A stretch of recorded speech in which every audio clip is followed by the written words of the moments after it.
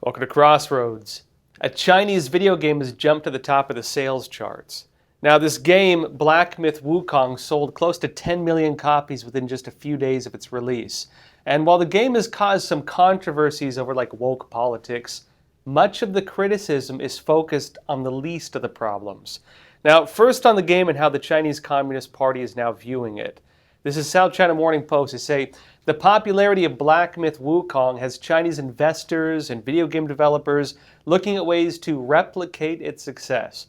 But industry insiders say that might be a decade away. They say the blockbuster game developed by Tencent Holdings, one big Chinese company of course, it's a Tencent Holdings-backed startup Game Science, became an overnight sensation in China after its release on Tuesday and has been well received in global markets.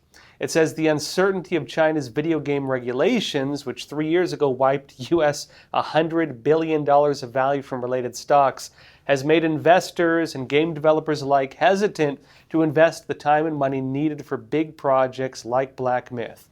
Now, the success of the game is kind of spurring the CCP to look into video games as kind of a new market of influence. And they've mostly focused until recently on mobile games and cash grab kind of gotcha games. It's games with casino type systems in them. But this new success, again, of Black Myth Wukong, is having them look to expand their influence over the high-end gaming market. There are a few problems with this. One of the big ones, of course, being that it takes 5 to 10 years to develop a lot of AAA games, meaning it takes a very long time, and if the CCP just changes its regulations on one day, it wipes out all that work. The CCP has kind of a love-hate relationship with video games. Inside China, it restricts playtime for kids. It makes it so that, of course, you can't include a lot of content. They deeply control it. And of course, they also see the outside value in it, where, again, some of the Chinese video games include some of the biggest ones currently on the market. For the Chinese Communist Party, a lot of that has now changed, though, because despite, again, the CCP's kind of cracking down on the whole gaming industry inside China, the big thing that took place was all the major video game companies signed a joint letter where they essentially stated publicly that they were going to start serving the interests of the Chinese Communist Party. And so there's no real barrier between the gaming industry and CCP propaganda now because of that pledge that they all made. And again, that's part of the CCP's agreement with the gaming companies if they can operate without getting basically destroyed by the regime. Now, when it comes to this game, Black Myth Wukong, it's got some bad press. Again, a lot of the kind of woke journalist organizations and so on within the gaming industry, they were criticizing it of having sexist developers and things, and most of the surface controversies been on that. There's allegations that they even misrepresented some of the statements of the game developers in order to frame those narratives. Essentially what happened was the game developers in China refused to go along with the institutions that try forcing game developers to include woke content. But the real problem with the Chinese video games has nothing to do with that, at least in my opinion. The real problem is when it comes to propaganda, but most importantly, the future of anti-cheat software. Now, to be clear, just on the background of this, Black Myth does not include China-run anti-cheat systems. It uses Denuvo, which is an anti-cheat system, and also a digital rights management system that's based in Austria. But the same cannot be said about many other games under the Chinese umbrella. In particular, one of the main programs like this, this anti-cheat system, is Anti-Cheat Expert, or ACE, which is from China's Tencent. Now, the issue with anti-cheat software, essentially what this does, you install a program on your computer that monitors for you trying to alter the game or trying to, change the code or downloading certain programs that will allow you to do things in the game that let you essentially rig it. The issue, though, is not so much with the surface companies. It's not really Tencent, it's not these game developers, but instead because of the Chinese Communist Party's data laws. If you're a company in China and you're collecting data, including from this anti-cheat system, it means that Chinese authorities, legally in China, they have to be granted access to all of that data. And when it comes to anti-cheat software, it's important to emphasize how much access they have. a lot of anti-cheat software is given kernel-level access to your computer. That's a level of access to your computer that you as a user don't even have. That means that every single thing that takes place on your computer is monitored by the anti-cheat software. And the problem with anti-cheat software is some of it you can't really uninstall. And it's not even just active when you play the games. It's active essentially all the time. Which means, of course, that if you have a Chinese company running video games and so on, people download the games, maybe a military officer, maybe a politician, maybe a spy or someone working with CIA or FBI, if they install these video games, and it automatically installs oftentimes an anti-cheat system, it means that they have granted access to a China-run program that is given almost total access to your computer. That is the biggest issue. Now, Chinese companies have already run into some of the most popular, games on the market. Already, some of the biggest games, the biggest online games, are run by Chinese companies.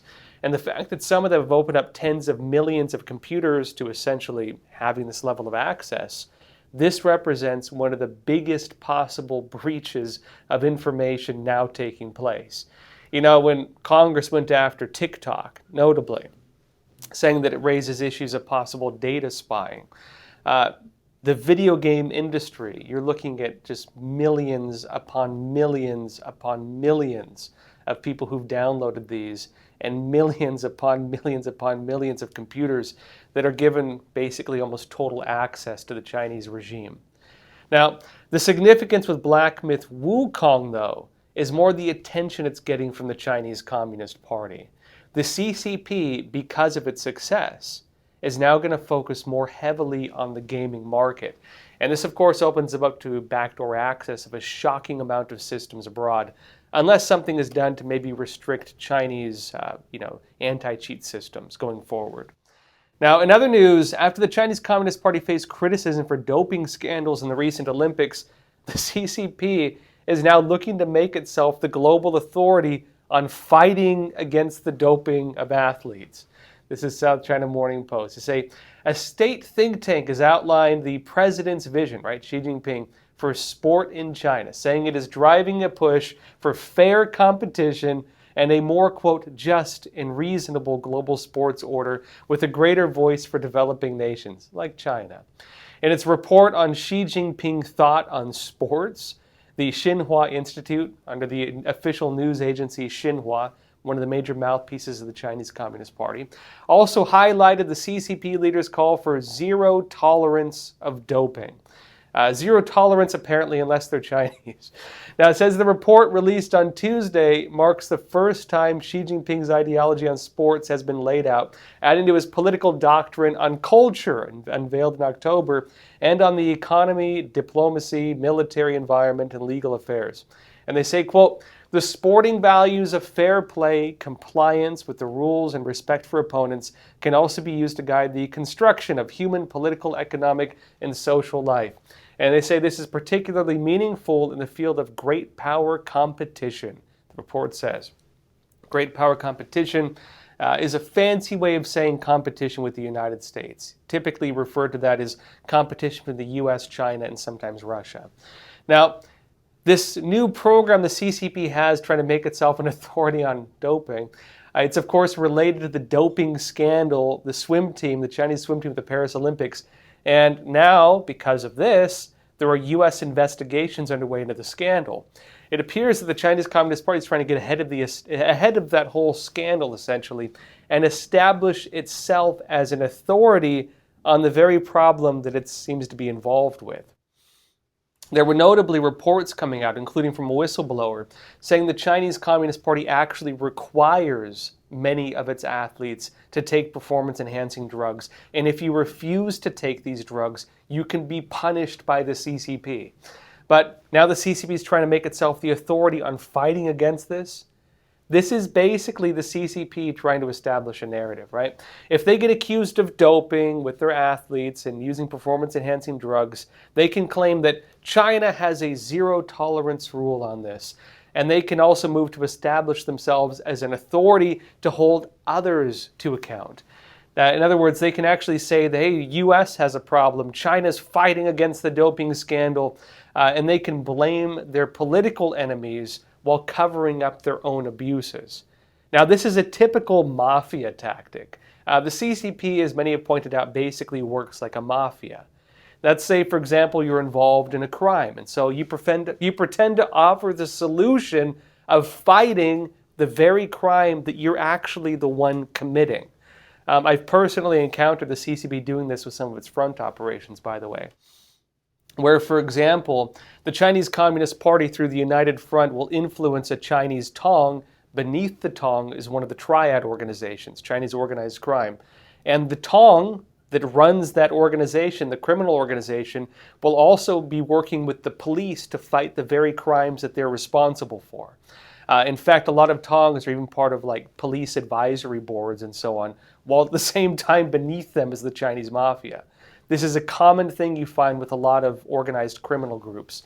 They'll have surface operations, trying to have a role within the society, providing medical services or police benevolence, type operations, while they're the ones committing the very crimes that they claim to be representing as an act of trying to stop. Now, as this happens as well, a new maritime security force is starting up in the Asia Pacific, and it's pushing back against the Chinese Communist Party's claims in that whole region. I'll be talking about this after we come back from a quick break. Experts agree, one of the best ways to protect against financial uncertainty is to diversify your portfolio. Learn how physical gold and silver can secure your retirement funds from today's economic challenges. With a gold IRA from American Hartford Gold, you can safeguard your wealth with no penalties or taxes when you transfer your current qualifying retirement accounts. Call now and our precious metals specialists will send you a free information kit, no cost or obligation. American Hartford Gold, a trusted industry leader with an A+ from the Better Business Bureau, has a 5-star rating from thousands of happy clients. Whether you are getting physical precious metals in a gold IRA or delivered to your doorstep, we offer only the highest quality gold and silver. For your peace of mind, we also offer a no-fee buyback commitment, a low-price guarantee, along with free shipping and free insurance. So don't wait. Call the number on your screen today and secure your financial future.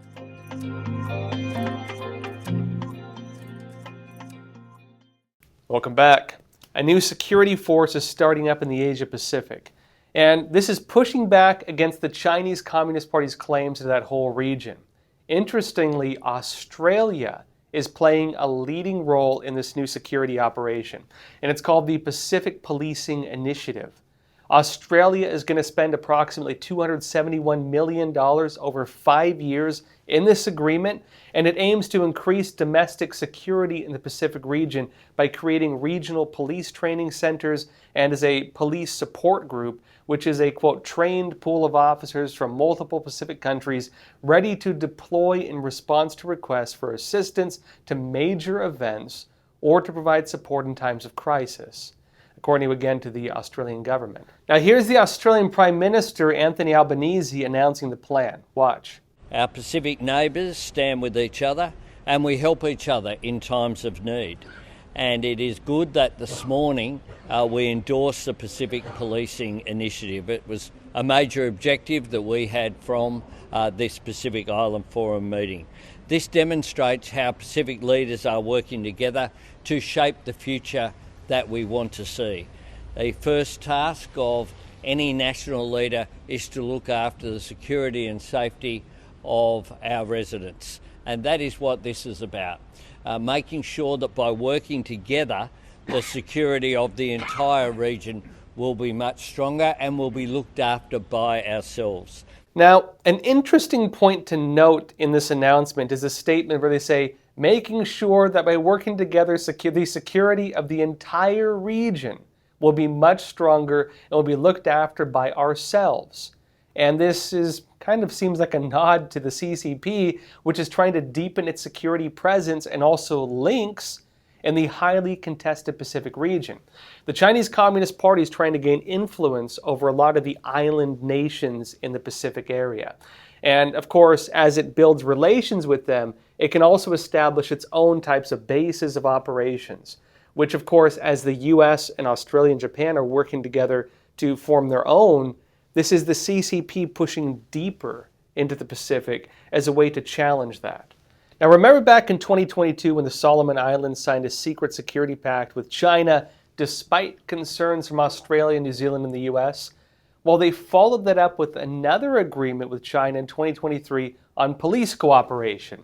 The Guardian said that China and Solomon Islands have signed a deal on police cooperation as part of an upgrade of their relations to a comprehensive strategic partnership 4 years after the Pacific countries switched ties from Taiwan to Beijing.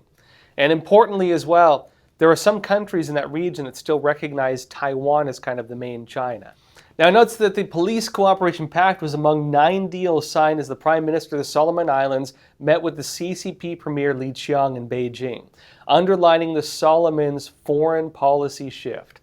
Now it also notes that China, the CCP, will continue to provide assistance to the Solomon Islands to enhance its law enforcement capacity, according to a joint statement released by the CCP's official Xinhua news agency. Now, back in February this year, Reuters reported that Chinese police were working in the remote island nation of Kiribati. Now, here's more on this from Reuters. They say Chinese police are working in the remote atoll nation of Kiribati, a Pacific Ocean neighbor of Hawaii, with uniformed officers involved in community policing and a crime database program, according to officials. And notes that Kiribati has not publicly announced the policing deal with China, which comes as Beijing renews a push to expand security ties in the Pacific Islands in an intensifying rivalry with the United States. Now, it says that Kiribati, a nation of 115,000 residents, is considered strategic despite being small, as it is relatively close to Hawaii and controls one of the biggest exclusive economic zones in the world, covering more than 1.35 million square miles of the Pacific. It hosts a Japanese satellite tracking station also. And it notes that Kiribati's acting police commissioner told Reuters the Chinese police on the island work with local police, but there was no Chinese police station in Kiribati. They said, quote, the Chinese police delegation teamwork with the Kiribati Police Service to assist on community policing programs in martial arts, Tai Chi, Kung Fu, and IT department assisting our crime database program, he said in an email. Now, it notes as well that China's embassy in Kiribati did not respond to a Reuters request for comment on the role of its police, and in a January social media post, the embassy named the leader of the Chinese police station in Kiribati. It notes as well that Kiribati's acting police commissioner, who attended a December meeting between China's public security minister, Wang Xiaohong, and several Pacific Island police officials in Beijing, said Kiribati had requested China's policing assistance in 2022. And it notes as well that up to a dozen uniformed Chinese police arrived last year on a 6-month rotation. Now, what the Chinese Communist Party has been trying to do in the Pacific region, whether it's, of course, in the South China Sea, the East China Sea, or just abroad, is it's trying to break out of what we call the second island chain. The CCP is trying to control the waters in these regions, because what they can do once they control them is move forward in what's referred to in the defense community as the A2AD strategy, that is anti-access area defense.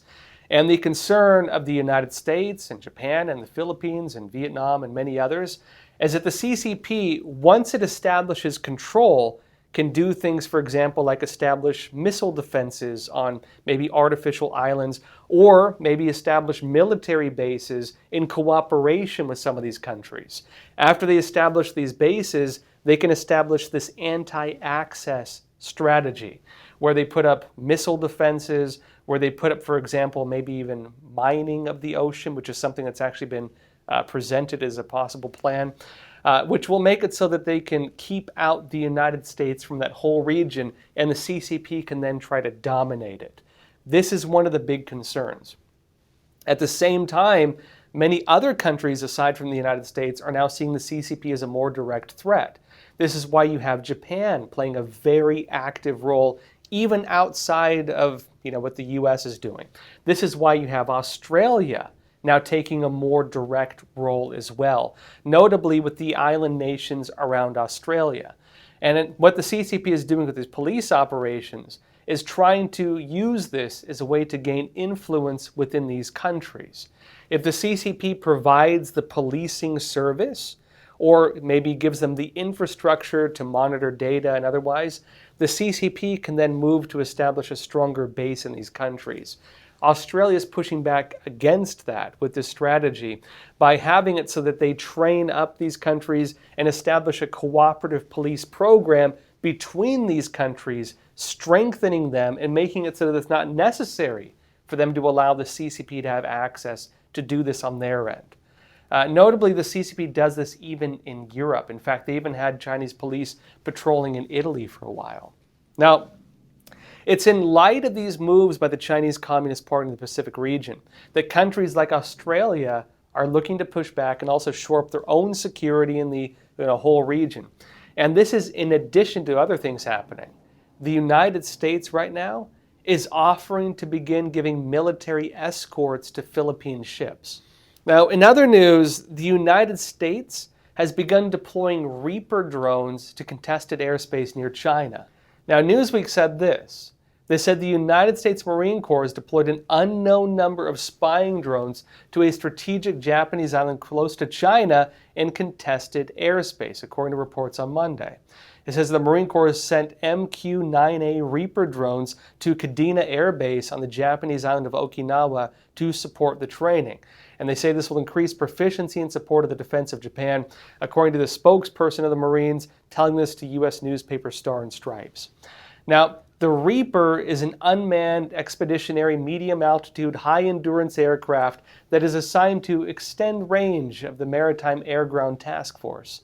And as further in, the drone supports the Marines' littoral operations in contested environments with a long-range intelligence, surveillance, and reconnaissance capability. The service has concluded that it must expand and increase unmanned aviation capabilities to survive and thrive inside contested spaces. Now, what this really does, this will give the United States early warnings on Chinese Communist Party operations in that area. And this is happening, notably, just after the CCP flew warplanes into Japanese airspace for the first time, and notably caused the Japanese to become very alarmed by that. Now, for the United States, it appears that its military footprint in this whole region is set to keep growing. This is likely not the end. This is likely the beginning we're seeing right now. Now, this is from a new report from the Congressional Research Service through the U.S. Naval Institute. They said potential specific U.S. goals for the U.S.-China strategic competition in the South China Sea, SCS, and East China Sea, ECS, include but are not necessarily limited to the following: dissuading China from carrying out additional base construction activities in the South China Sea, moving additional military personnel, equipment, and supplies to bases at sites that it occupies in the South China Sea, initiating island building or base construction activities at the Scarborough Shoal in the South China Sea, declaring straight baselines around land features it claims in the South China Sea, or declaring an Air Defense Identification Zone, an ADIZ, over the South China Sea, and encouraging China to reduce or end operations by its maritime forces at the Senkaku Islands in the East China Sea, halt actions extended to put pressure against Philippine-occupied sites in the Spratly Islands, provide greater access by Philippine fishermen to waters surrounding the Scarborough Shoal, or in Spratly Islands, also to adopt U.S. Western definitions regarding freedom of the seas and accept and abide by the July 2016 Tribunal Award in the South China Sea arbitration state involving the Philippines and China. Notably, the CCP in that case was found to not have historical ownership over the South China Sea as they claim. The Philippines actually pushed back against the CCP, and it was determined during a tribunal the Chinese Communist Party has no valid claim to that region. And the CCP just kind of threw its arms and said, well, we're going to claim it anyways, because under Chinese law, we claim it and you have to abide by Chinese law is what they're saying. Now, what this basically means is that the U.S. is projecting the CCP plans to continue extending its control of that whole region, South China Sea and East China Sea. And of course, that's causing problems and territorial disputes, notably with the Philippines and with Japan, and also, again, Taiwan and Vietnam heavily as well. And what the U.S. is trying to stop the CCP from doing is building artificial islands. They're taking small, outcropping of little land masses and they're bringing sand and just dredging it in and building new islands and then establishing military bases on these islands. Once they establish these military bases, they create a defensive ring around them. And by doing this in multiple locations throughout that whole region, the CCP is like building new land masses and then claiming ownership over them and then establishing military defenses around them and using this to claim ownership over that region. Now, by doing this, again, what the CCP is really carrying out is operations to extend its military reach past, again, the borders it has right now, where it's kind of kept inside a defensive region by Taiwan, South Korea, and Japan. And notably as well, it doesn't have access to deep water enough to run, for example, submarines and so on, without being detected as they leave Chinese waters. If they're able to really get access to this whole region, it means the CCP will be able to carry out, again, what they refer to as A2AD strategies, anti-access area denial. Now, in other news, it appears that the housing and labor crisis in China is starting to trigger one of the CCP's biggest fears, social instability. Chinese people are now taking to the streets to protest the crisis. I'll be talking more about this consumption crisis and the declining quality of life in China only on EpochTV.com. So if you're watching on YouTube, Facebook, X, Rumble, there's a link in the description below. Click on that. You'll get access to the rest of this episode, as well as our whole library of shows and our hard-hitting documentaries on issues that really matter, like the Chinese Communist Party's 100-year plan to defeat the United States. The CCP is one of the biggest threats to this country. They're using things like propaganda, video games, entertainment, movies, culture to subvert and influence the next generation. This unrestricted war against our country is one of the scariest but least understood issues of our time because it's not tangible. It's being done through soft power and ideological subversion. If you'd like to find out more about what the CCP is plotting against America, watch my documentary, The Final War, the 100-year plot to defeat America. You can find the link in the description below, and I'll show you all the trailer before we go exclusively to EpochTV.com for the rest of this episode. I'll see you there. The greatest threat facing the United States is the CCP. The Epoch Times investigation team had studied the CCP for years, but what we uncovered was yielding evidence beyond our imagination. With Chairman Mao, with the Prime Minister, our talks have been characterized by frankness. The Clinton administration said, oh, don't worry about it. This will be a poison pill for China. China's strategic goal is to make sure that the U.S. has 4 enemies, and one of them must be a terrorist group. We are giving of our life's blood so that the Chinese Communist Party can survive and thrive.